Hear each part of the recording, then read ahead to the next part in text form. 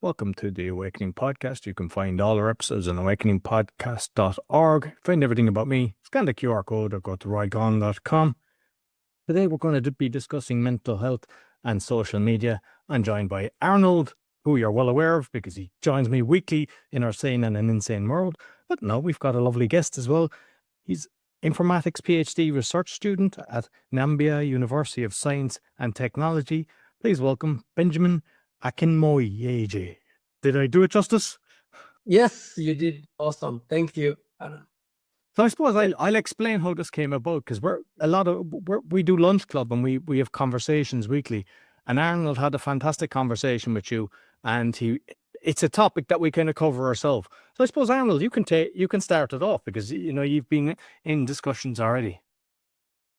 Yeah, as a I would say almost a weekly topic in our podcast, Sane and Insane World, we're talking about how technology influences people and how technology especially influences the youth with AI, with the social media, and how it is already impacting IQ. A few shows ago, I showed how globally the IQ level is declining, how a lot of mental illnesses are caused by people spending more than 8 hours a day on their phones.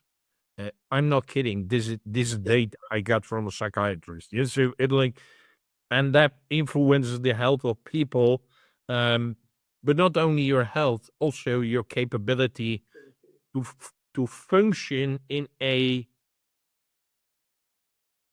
increasingly difficult world. Yes, so I would say there are two moves happening. One is that the world is getting very, very complicated on one hand, so that is growing in this direction, and there's a movement towards another direction, is that people are having, they're a little bit more stupid. It's like, yeah, so it's like they don't know how to use their brain in a good way. So these are opposite directions, but that is terrible. Yeah? So that is what we discussed, and Benjamin is actually researching this for his PhD, and he has a couple of very interesting findings with his students in Africa. But we were discussing and he was like, "Oh, maybe it's only Africa or whatever," and I said, "No, this is what you see all over the world." Yeah? Yeah, that's Arnold. You're quite correct, and thank you for this privilege to have this conversation with great individuals like you. Yes, just to make it very clear, my research topic is how do we create a culturally appropriate framework to manage cultural dominance, or what I would just call cultural hegemony of the West, as it affects young people who use social media excessively.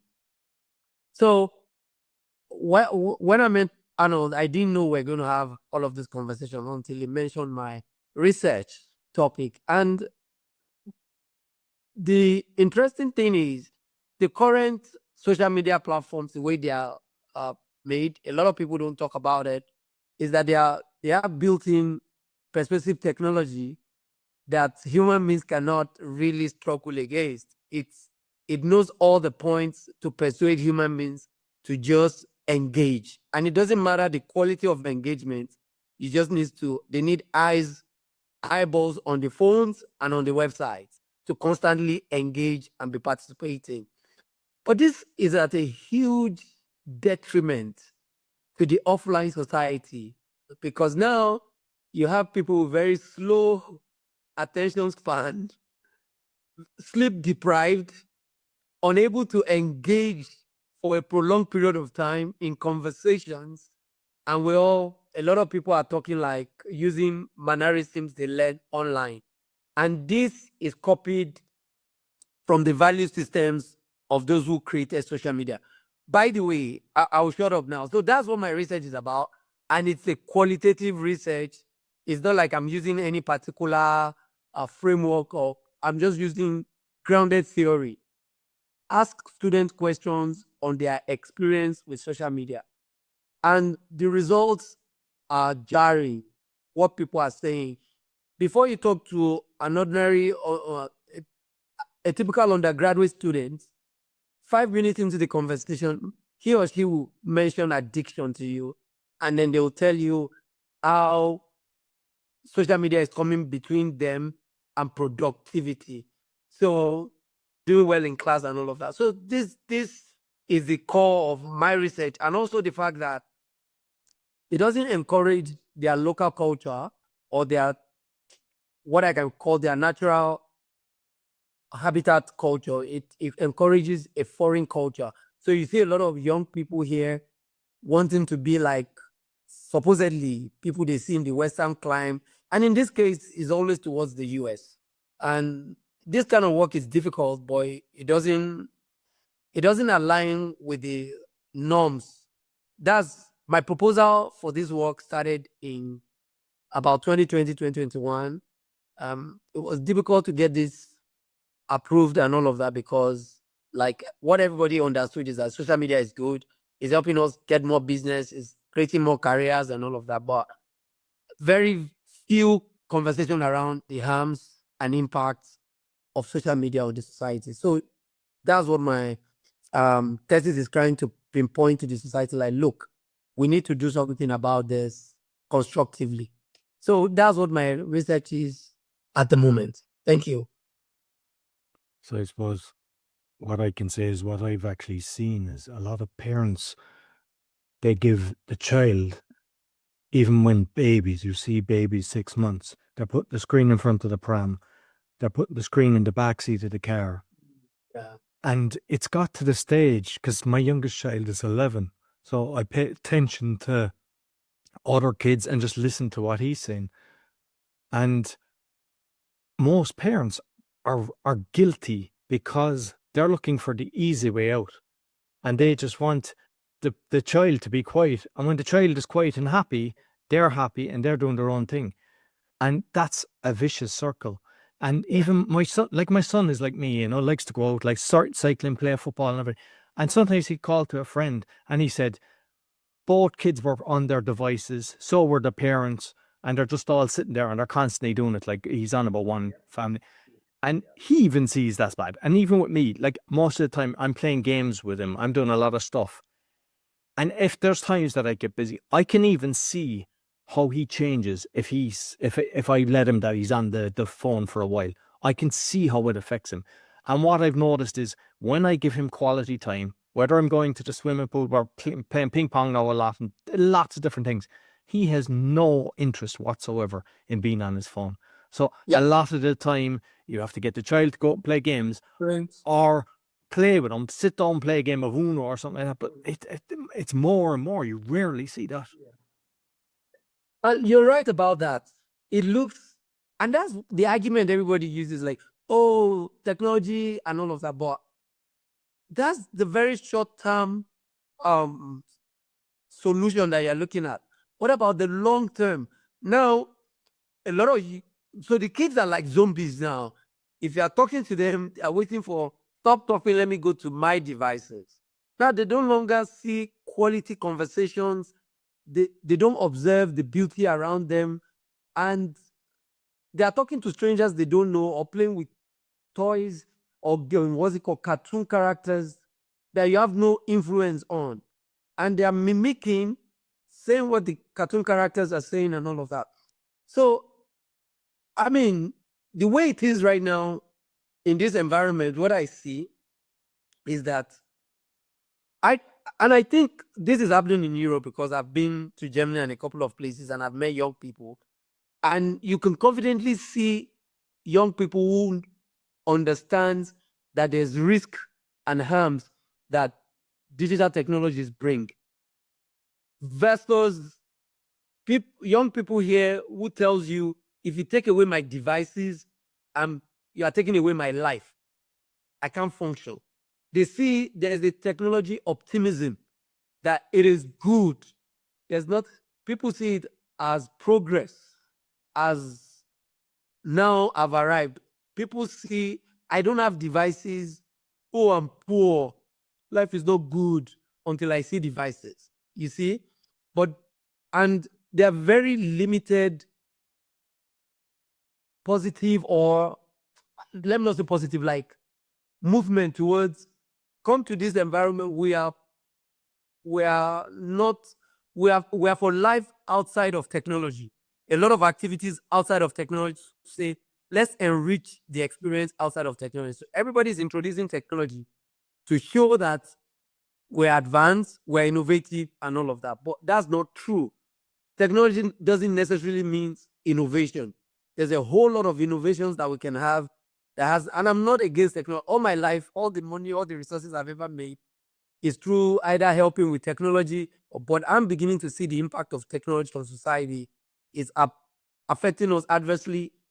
But what we're seeing in sub-Saharan Africa is that there are no movements strategically to address this issue, to come about balance, to come about when do we use technology in such a way that it supports our sustainable living.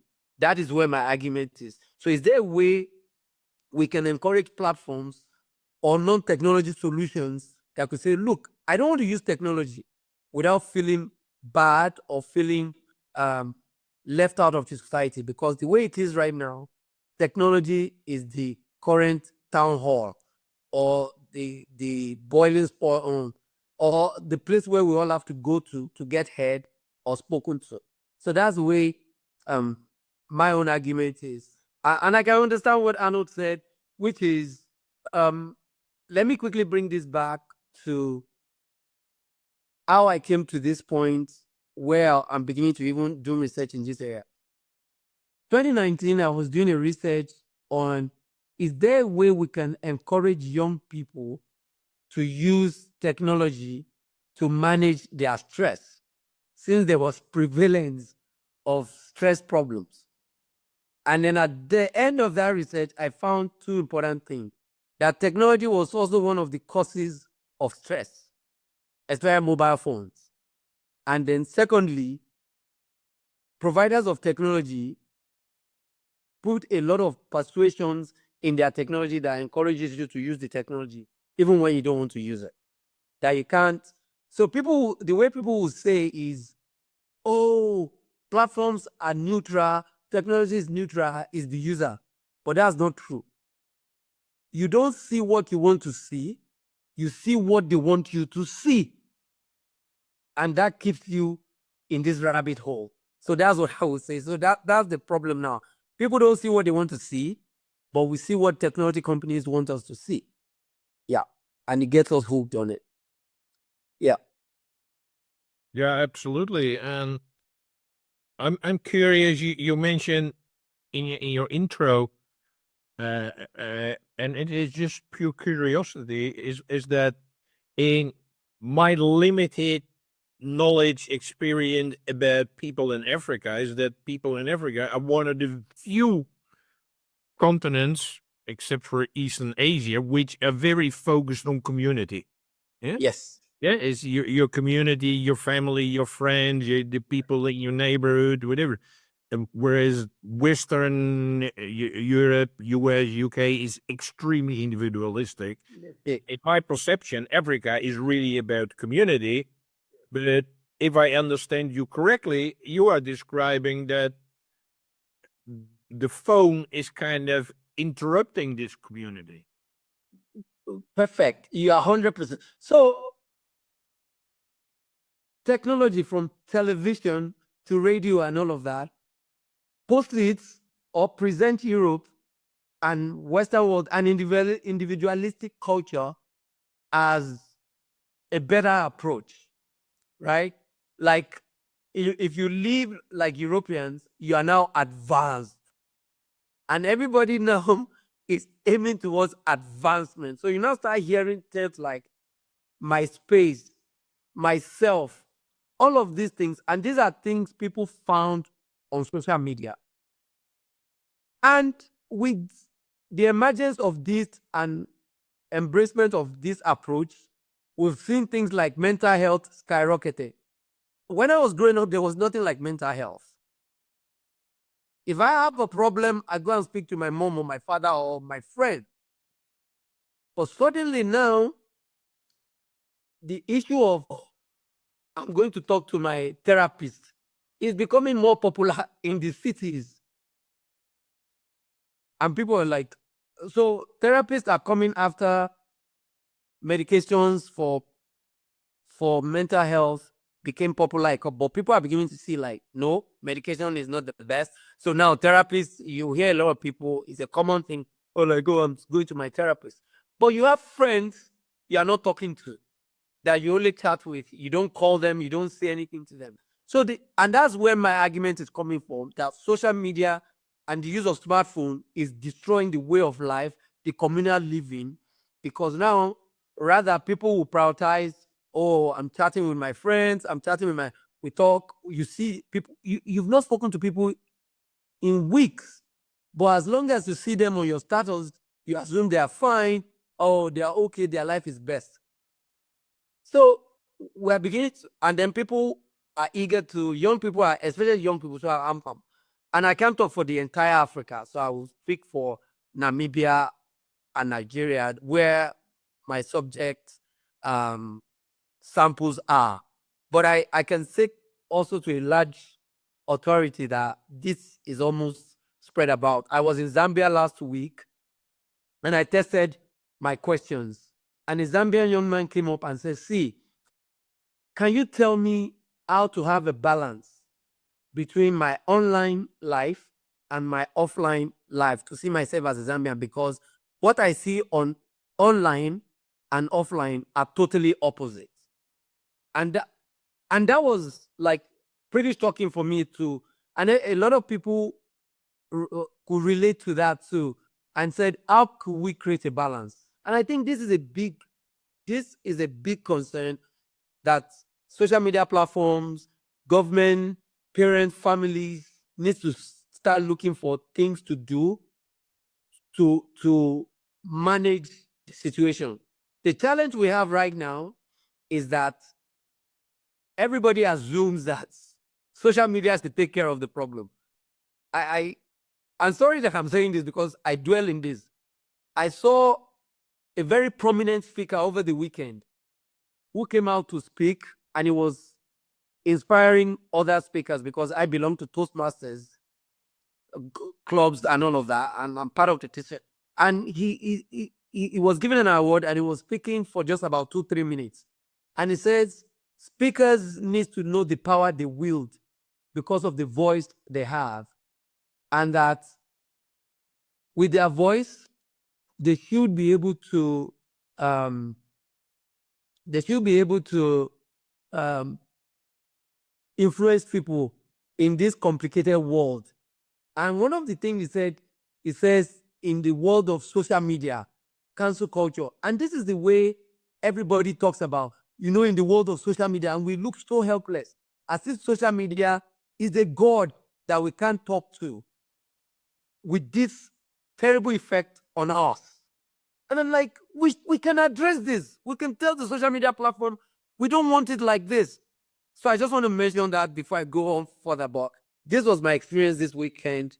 I mean, from my conference experience last week to this. We can have to a social media that respects our cultural values. So that's something. Yeah. What I was saying is, like, I know a lot of people, some people call them kind of influencers. I just say people with a lot of following. And Yeah. a lot of time, you'll see all the pictures, they're showing my life is fantastic. I've seen so many of them, but I've seen them off screen, and I'm like, they're the most miserable people that you can see. And that's why a lot of people then think they're a failure, because they're looking at everybody with the fantastic meals in the restaurant, in the perfect relationship, and they're saying, I'm a failure because I'm looking at success, when the reality is they're lying and they're making it look like it's the truth. And you're comparing. Yeah. Yes, this you just hit that, Roy. You just hit that on the head. Look, if I was in my village, I'll be comparing myself to 5 guys that were living together around. My parents would say, "Look at John. John is serious. He doesn't." But imagine comparing myself to 1 million people. That is insane.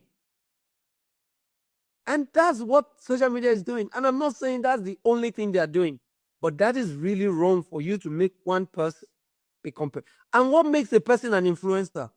The way social media is designed as such that the most ridiculous things create engagement. And Arnold said the world is in different places. Yes, it polarizes us. There's no middle ground. You're either west, extreme north, or extreme south. You're either liberal to the end, or you are conservative to the north. It's not bringing this. But then people will say, but social media helped this man. Yes, compare the amount of people, the wins versus the losses. Yes, a couple of persons make millions, and most people will tell you what they say, even when the US wanted to ban TikTok, was, oh, a lot of people make their livelihood from here. But what about that one person that got killed or committed suicide because of social media? What is one life not more valuable than $1 billion? And they were like, oh no, how many people are making their earnings from social media? But imagine how many shops too got closed, how many offline stores got closed because they don't have social media. So people who use this comparative analysis that doesn't really stand for every life doesn't tolerate vacuum. For every big business online, there are so many destroyed businesses offline. So it's and that's the balance we should put in perspective. But I'm not saying so. What are some things I also learned from my studies? Initially, a lot of my studies at the beginning, I had struggles even when they were evaluating my studies. It was a lot of work. Like, oh, who are you to say social media is bad and blah. And I'm not saying social media is bad. I'm just saying I'm wearing a critical lens to view it. Like, how do you say it biases our culture? Oh no, everybody has culture, blah blah blah. And culture is dynamic and all of that. But now we are beginning to see more popular writers. A lot of people are influenced now. But before, it was really difficult to find momentum around these arguments. And I must say for a fact, I've not had anybody's positively funded my work or support it. It's always with curiosity, like, okay, what's your argument? You know? So the interesting thing now is that we're beginning to see more people who are beginning to see, especially with what Twitter has done to and all of that, are beginning to see, okay, we're seeing some fact in this. However, what you see with young students is that students now is either they use social media or they delete it. When it comes to examination period, they delete it from their platform because they can't balance it. And that model is also not good for social media, because if a lot of people delete social media, then the business go bust. But if there was a way they could design it that it could support different communities or different countries, and it doesn't make the world flat, create tools that makes for plurality of culture, not one culture overriding other cultures, right? Then social media will have thriving opportunity for a long time. Because at this rate, at some point, more matured people would run out of it, throw it away, and then they may lose. Maybe another thing will come in the future that might be different. But that's just what I think, that there's a need for us to review as a society to say, how do we manage this tool that it supports our way of living, and it doesn't, make one culture to dominate the other ones. And that's what we're seeing right now. Many African cultures are not finding expression, and everybody is assuming, oh, being Americanized or being Westernized is a better way to do it. And I'll give you an example. Very few people will post their pictures in their local environment. Some do it. Some will understand the tricks. But then immediately they step their feet in Europe, they start posting pictures. Oh wow! Why is that? It's because go look at it. Like, you are not posting your pictures in your village, or I'm not posting.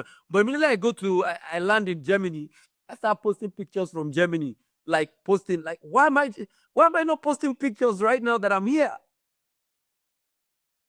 And that shows you like there's a mindset. Like once you get to Europe, you get to a better environment. Like, so let me post now. My environment is not good. You know? Even though maybe in Europe I'm sleeping on a couch, but then I'll be posting everything from Europe. I'm not making this up. Even I'm sure if you look at my timeline, you probably see the same patterns. And this is everywhere, a lot of time. But why are we not posting our villages? Why are we not posting our, things like that? So these are things you're finding. But so let me go back. So a lot of what I've shared are also highly influenced by my own perceptions. But according to my data, a lot of young Africans don't see expression of their culture. They see pictures, they see some of their music and all of that, but the typical framework of current social media does not express cultural value. And I'll tell you a few of that before I forget it. In Africa, or in my culture, let me not speak for the entire Africa, I don't have that right. In my culture, value is higher than likes. So people are more popular for their ethical values, for their respect and honesty, things like that. But the current social media platform does not give face to that. I should be popular and worth following if I'm honest, if I'm respectful, if those kind of things should make me popular, not because of the ability to be vulgar or my ability to do ridiculous things. You understand? And then the other thing is, no matter how popular I am, my father cannot follow me in our value system. I should always follow my father. Do you understand? I should follow those who have gone ahead of me. But now you are finding it, a 19-year-old having a lot of followers. What does a 19-year-old want to teach? And there are a lot of things an older person can learn from a younger person. But when it comes to issue of life, a younger person has a lot to learn from even the poorest adult. So social media does not respect that. The other thing also is it makes everybody framed. In my culture, you can't be friends with everybody.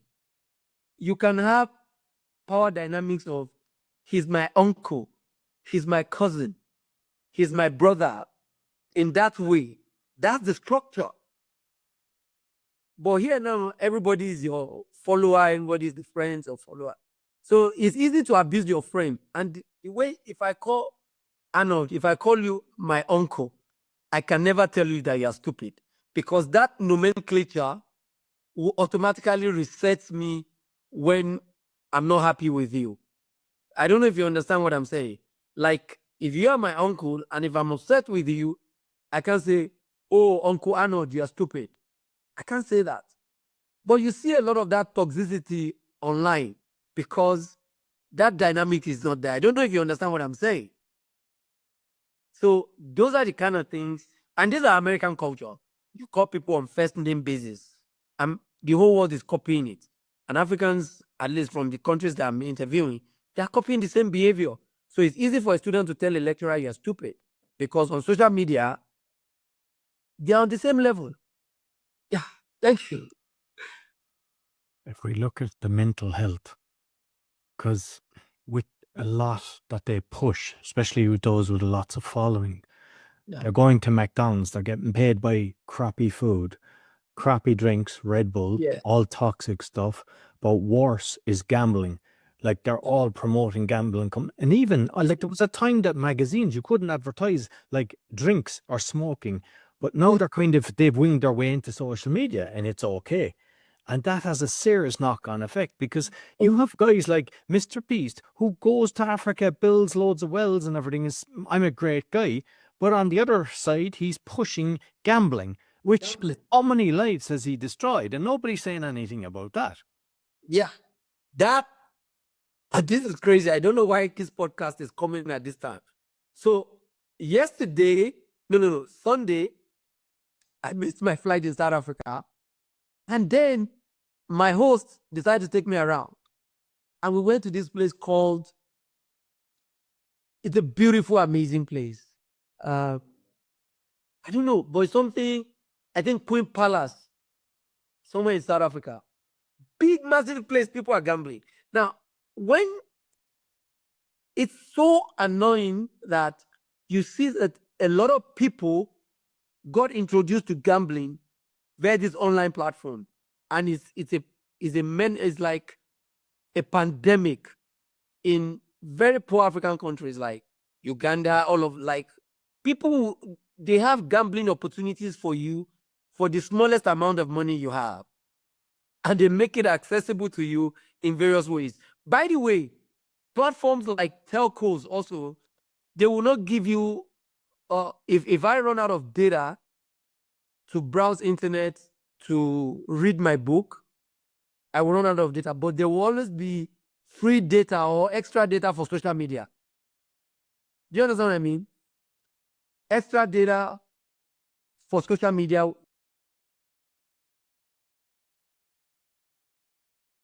So you might just comment on that while we're waiting for Benjamin to come back. It is really worrying that what he is explaining is that what we see in Western Europe, in the US, UK, everywhere is kind of being copied to Africa. It's like we're maybe like unculturizing that continent. It like we want them to be the same as us. And if you talk about the gambling thing, I live in Romania. I have the feeling that it must be that everybody's gambling. Like, I only watch sports on TV, but all the sports teams, the main sponsor, gambling company. Gambling. It is, but so you see it on their shirts, but also even if there's a break, what's the commercial? It's about gambling. It's gambling. I see and I'm really not exaggerating, except for some pharma companies who are advertising their stuff, but 90% plus is about gambling. Yeah? And I would be hesitant to share with people that I'm gambling because I'm like, I'm not going to tell anybody. I was just the other day with a driver who's here every day, and I start to chat with him now and then.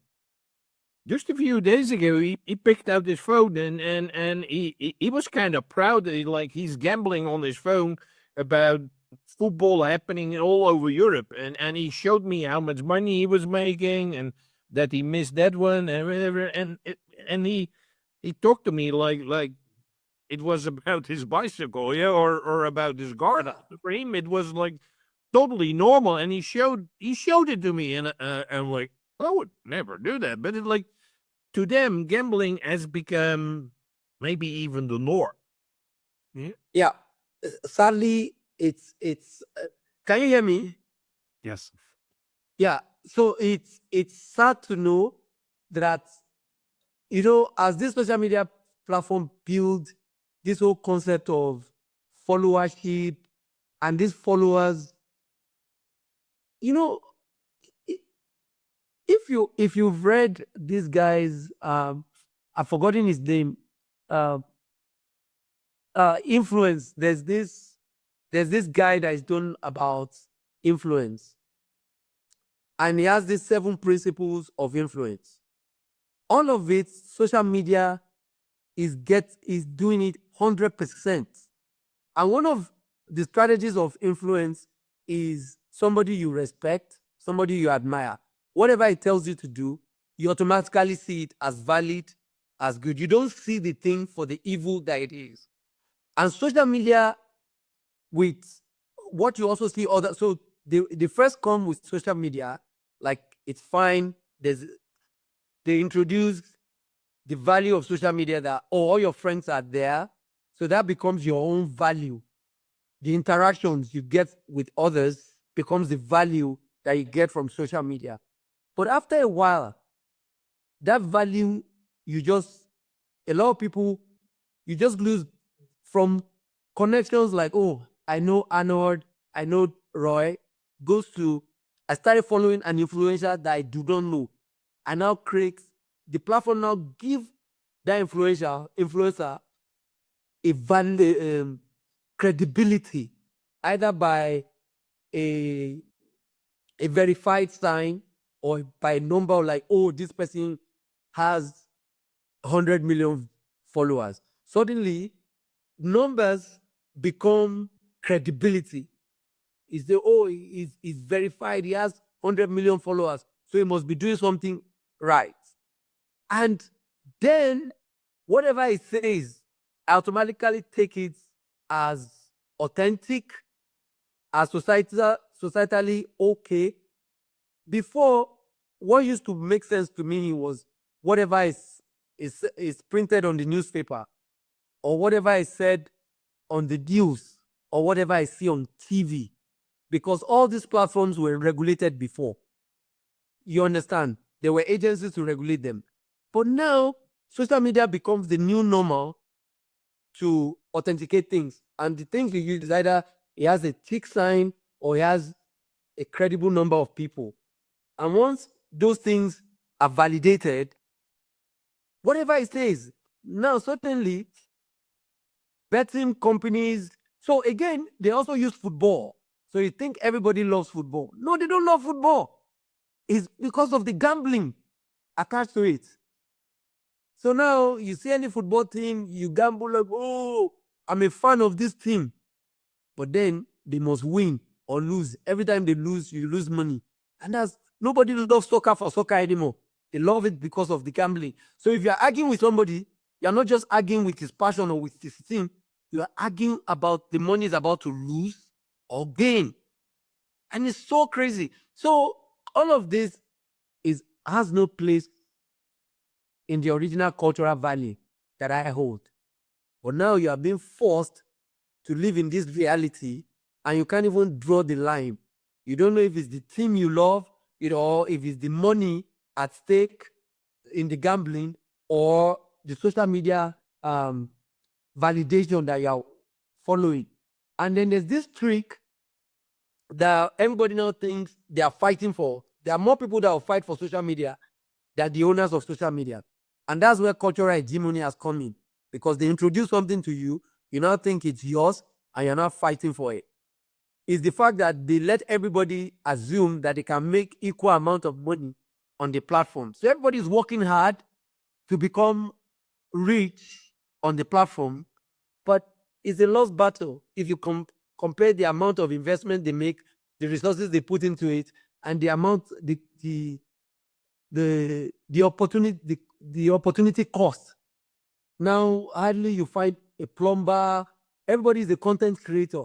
Nobody is doing plumbing. Nobody is doing carpentry. All of those things, and the society is losing. So it's mixed up a lot, and it's a lot to take in. But these are all things that we need to unravel to be able to put proper framework in place, or policy or guidelines. I'm not a fan of China, but they are doing something well. Yeah. Yeah, that relates the reason that, TikTok, which is no longer named TikTok in China, I believe, but it has another name, and the access for young people has been restricted to 2 hours a day. But I wanted to continue on what you said, Benjamin, about the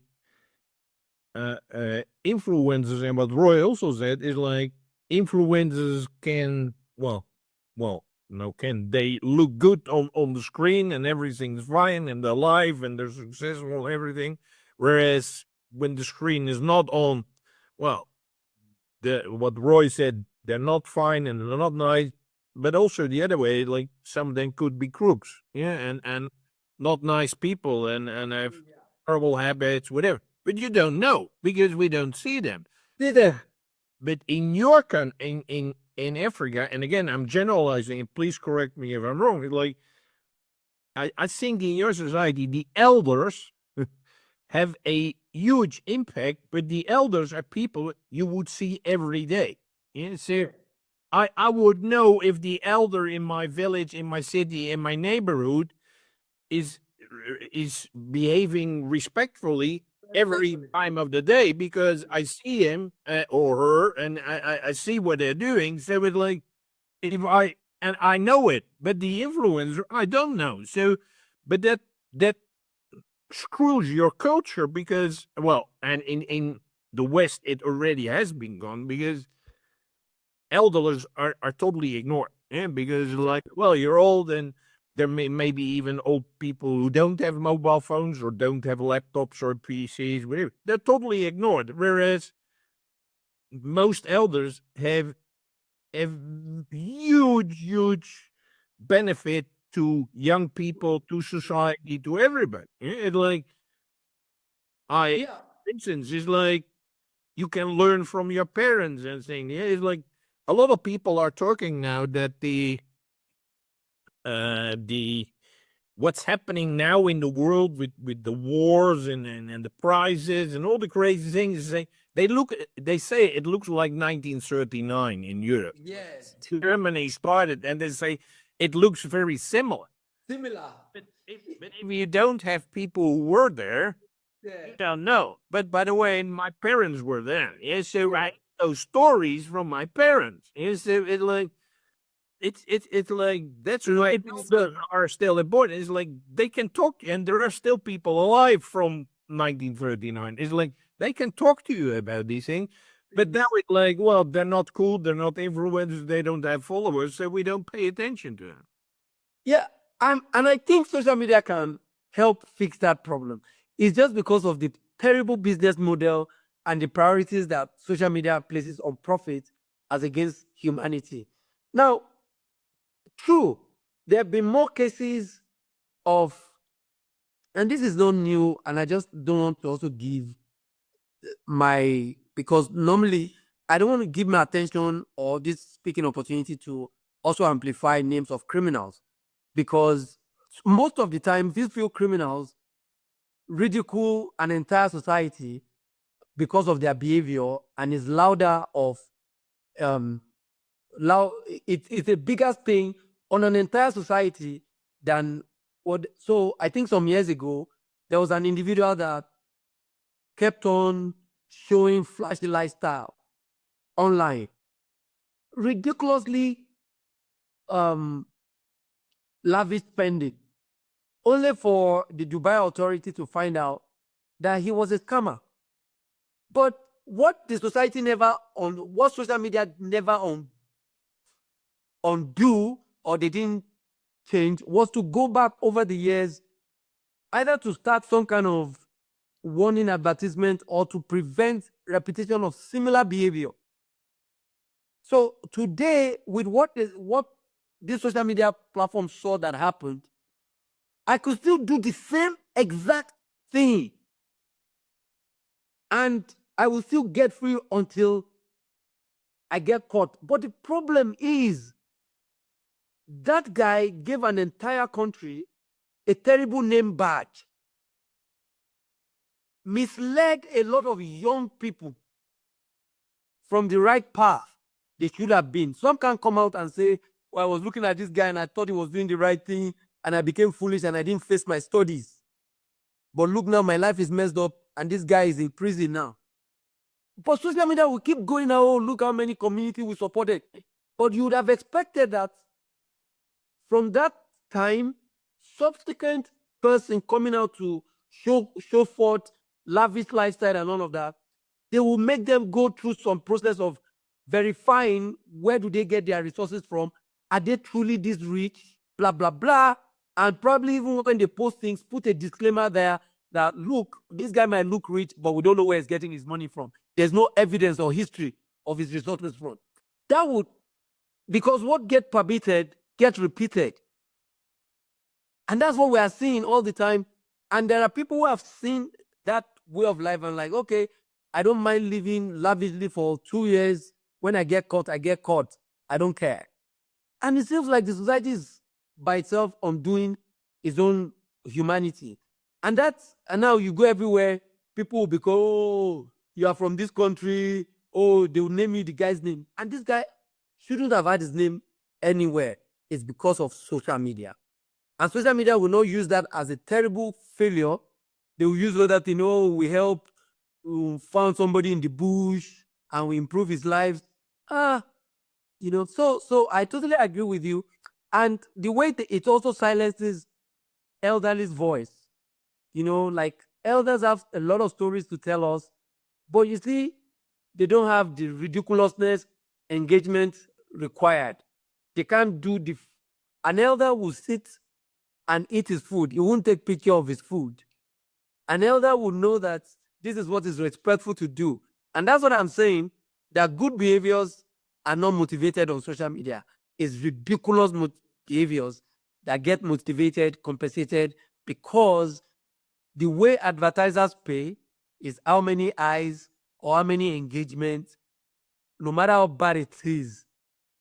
This is the real age of bad news is still good publicity. And they are using it. Freeze. Yeah. Yes, and they are using it to the detriment of the society. So now let's talk about the mental health thing, because that's where we started from. So you now find people even waking up in the morning glued to their smartphone and have no reason to go out to play or to go and work because, I've already failed already. But there are lots of motivational speakers that are globally known that their family might be in shambles and you want to be like them at the expense of your family, and things like this. And there are no full disclosure to say, look, I succeeded with business entrepreneurship, but I'm struggling with my family life. There's no platform to say that, so that people will know what they pick and say, okay, do I really want to be a successful entrepreneur, or I'm comfortable and happy with my small family and lack of popularity?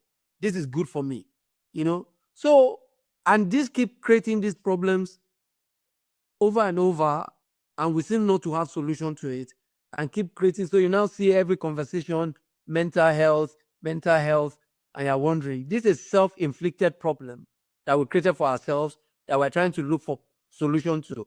If we do not create this, people are upset or crying because they lost followers, or because of a comment on a post. Who even told you that those comments are human beings? A comment is not a human being. Because I can create bots to type anything. It doesn't mean anything. Spam mails are not emails from people. For me to not be reacting to every spam mail is ridiculous. Anyways, don't let me talk. I'm talking too much already. But these are the issues. So my argument, in case people are wondering what is he talking about then, is the fact that society is overly technology optimistic, thinking once we have technology, every solution is like, once we introduce this technology, we'll be fine. Once we have these people on it, it will be fine. We need to give all the villages technology. We need to leave the villages alone. And this was an argument. I don't know if you heard this argument. They said they introduced technology to Amazon forest. And everybody was happy that they're able to do technology. They're able to say things. But also they are not saying now a lot of the villagers are watching pornography.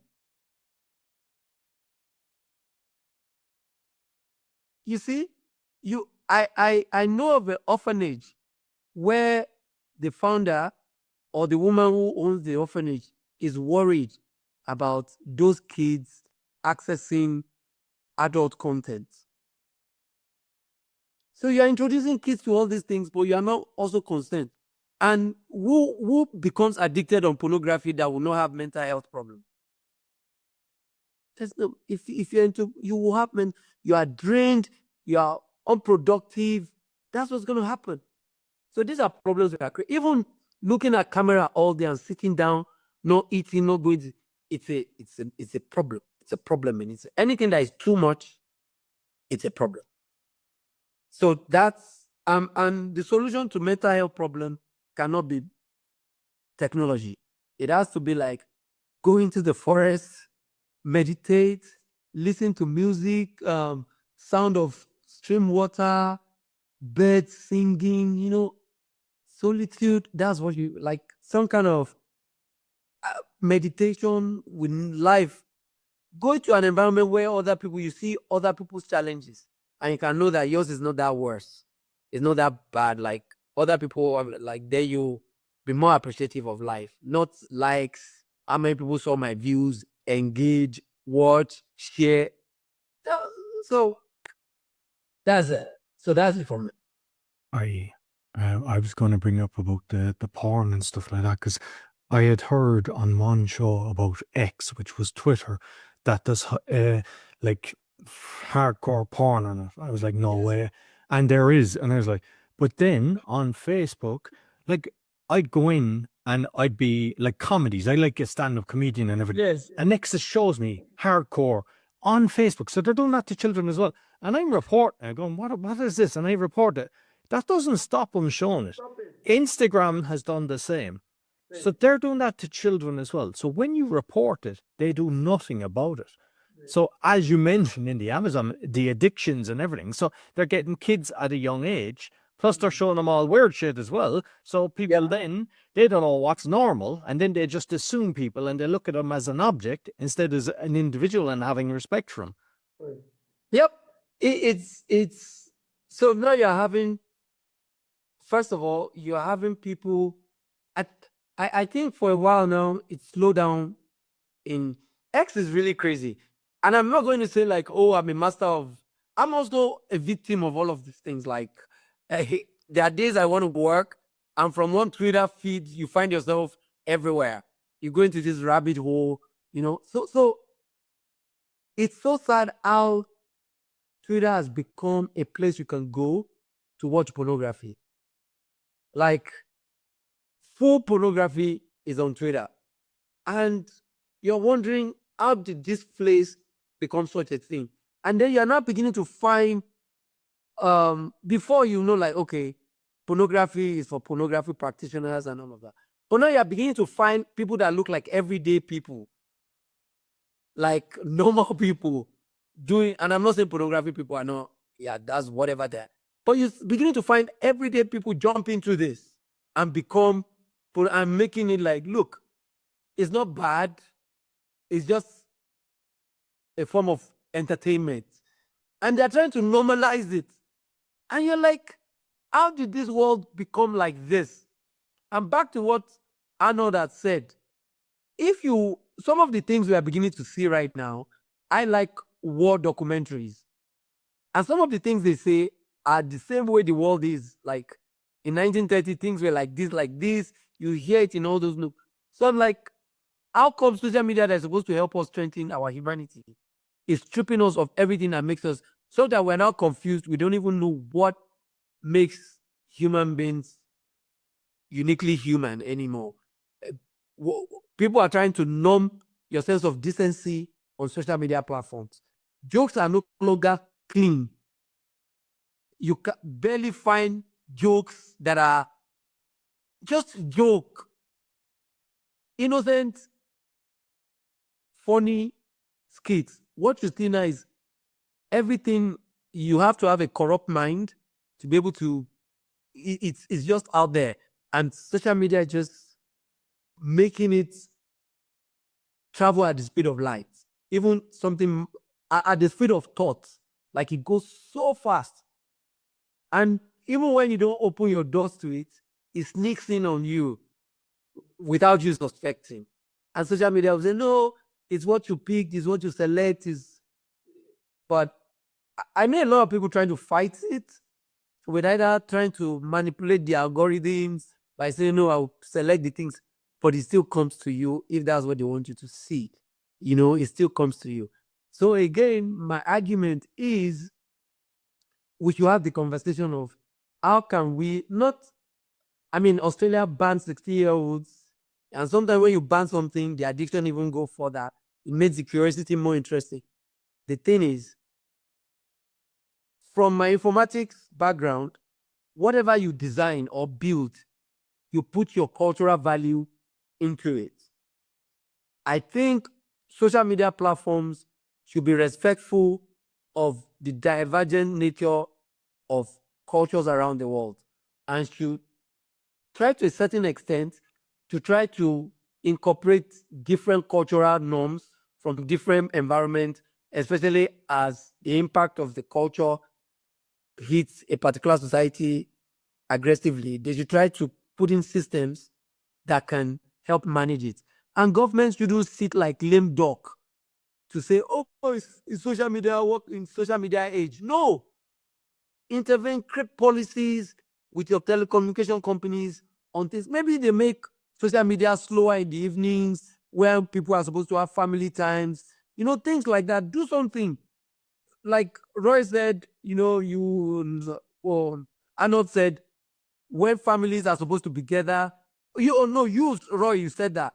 When families are supposed to be together, father, mother, the parents are on their smartphones, the kids are on their smartphones. If a society finds it important that family time is important, they should earmark a period of the day that this is family time. Telcos, knock off social media. These times, families will meet. In my country, when I was growing up, TVs only start transmitting at 4 p.m. At 4 p.m. every day. And life was good. But now we have 24 hours TV. And we're all having problems. There's always something to watch on TV. You could go back to those age, like between this period, let families, commune together. So these are things I think society can do that can help. Non-technology solutions. That's what I would say. Well, there's even I think that could be a topic for another session. I yesterday watched a TED talk from the guy who 8 years ago warned for social media. He warned about all the things with you. I will share it with you, Benjamin, as well. It's like, and he says that AI is 100,000-fold worse than social media. So we're now discussing social media, but what is happening right now with AI is even much, much worse. And he exactly says what you said is like, we got to create regulation around it or behaviors around it or principles, because otherwise it just completely blows up in our face. Yeah. And this guy is really, I knew he's one of the, there was a documentary around social media, and he was, what was 6-7 years ago, and he was one of the main guys who did that, and he's now again warning again what is happening with the AI. It's just a 15-minute talk, but it's really impressive, and it's like he's saying, like, guys, the same thing which happened with social media is happening again. So what are we doing? Yeah, and that is why, I love what you're doing, Benjamin, and that's why we want you to give you this platform, because it's like it's extremely important work what you're doing. So it's like, I know you find a lot of adversity in your environment, whatever. But I think instead of adversity, you need the opposite, because it's like, what you're doing is making a better society rather than letting it go downhill. True. I thank you very much, and I appreciate. I could sound like I'm everywhere because look, I've interviewed more than 50 students, and each with about minimum of 45 minutes to 2 hours conversations, and you hear things like, "Oh, my life is over without my social media." "Oh, every time I'm awake, I'm on my social media." When you hear things like that, like, "Oh," and you're wondering, and many students say there are very limited source of warnings or information of how to manage this use. So you're wondering why something so impactful to our society, very small, there are no official formal platforms to guide its use. a society is just left vulnerable to it. So these are things I found. That's why every time I'm so invested in it that I can tell you a whole lot of things in multiple directions about what is happening. But what the study has shown is that there's a need for a lot of non-technical solutions that can help society strengthen its existence or its humanity or societal communal living or balance that is currently not in existence. And that's what I want to call attention to, that there are lots that society needs to do to manage excessive social media use, first of all, among young people, also among all population, and some of the fallout of social media that can be managed. Especially the power dynamics that is currently at play right now, where people wield a lot of power with very limited experience, or even, I would say, I mean, imagine a 19-year-old influencing over 200 million people. Like, what life has he lived to have such immense followership that people are looking up to him, and his behavior can make or mar other young people's lives.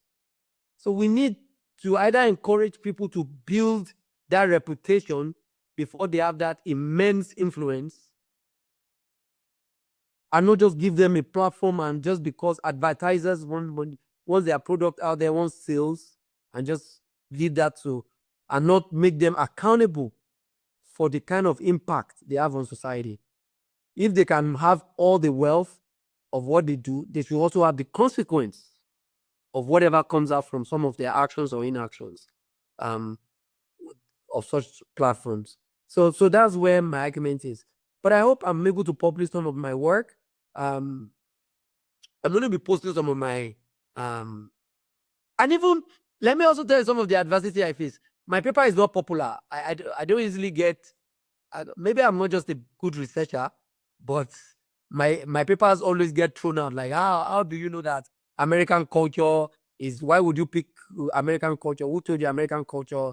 The reviewers say about my paper. So either I do more rigorous work, or the society become more acceptable to the kind of work. And some of the areas where we see there should be a shift in approach is things like design, design principles, what is targeted as norm, and tools available for people to manage the use of these social media platforms.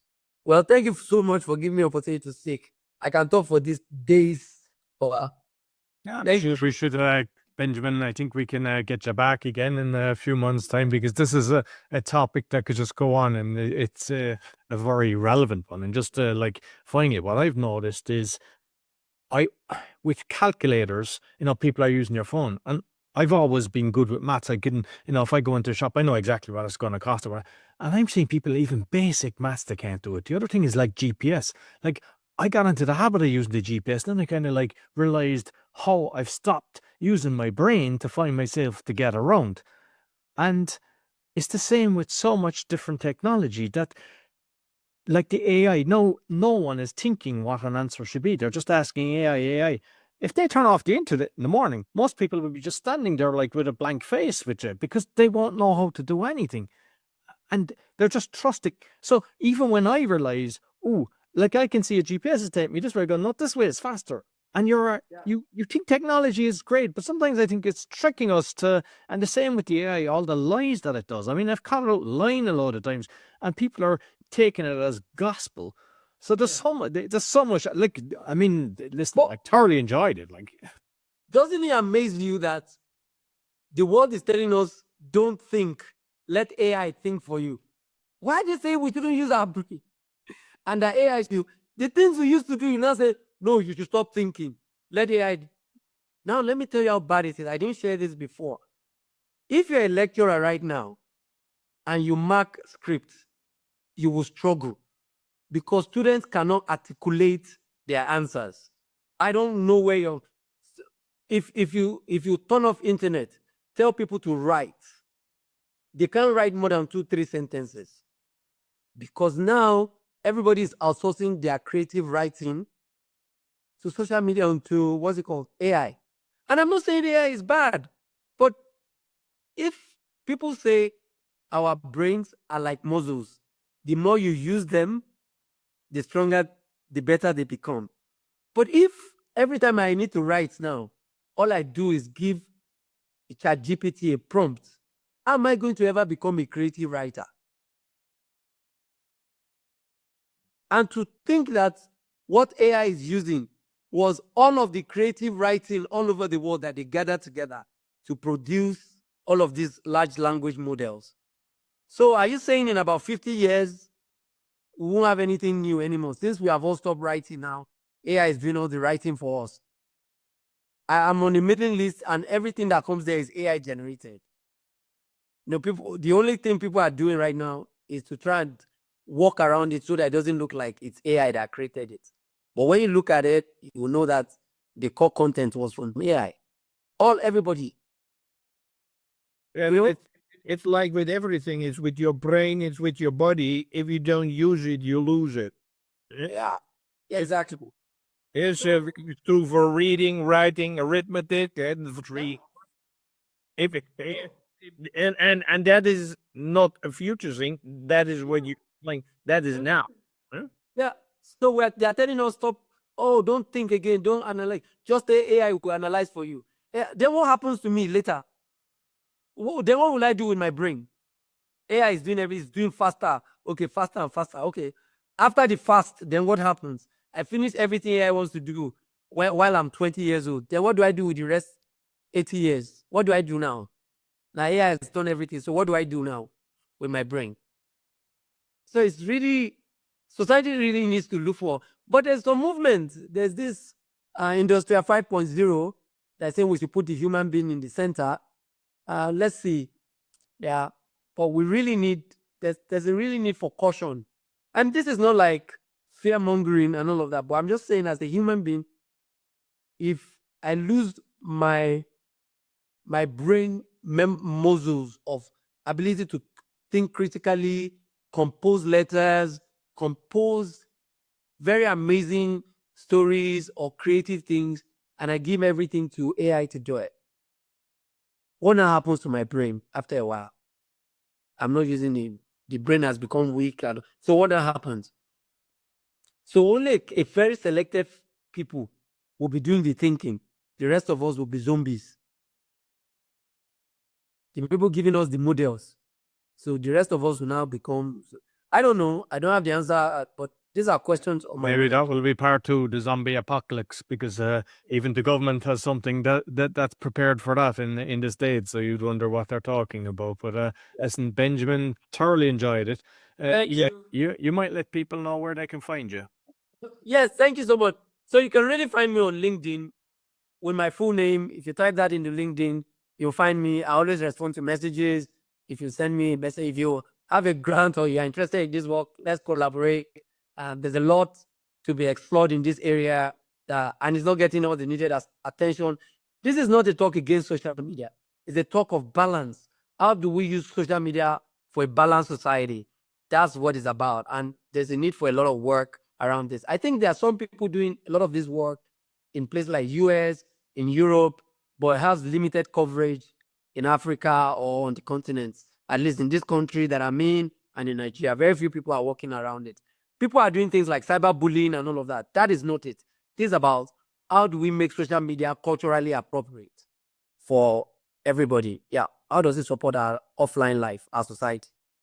Yeah. Thank you so much. Yeah, no problem. I'll make sure I'll put your LinkedIn, the audio in the video. And Arnold, thank you very much. You'll find Arnold on braingym.fitness. You'll find me on roycon.com. You'll find all the episodes on awakeningpodcast.org. Be sure to give us a thumbs up, 5-star rating, share with friends, and comment, because we're going to have Benjamin back. So we'd like to hear your comments. We read all the comments. Until next week, take care. Thank you.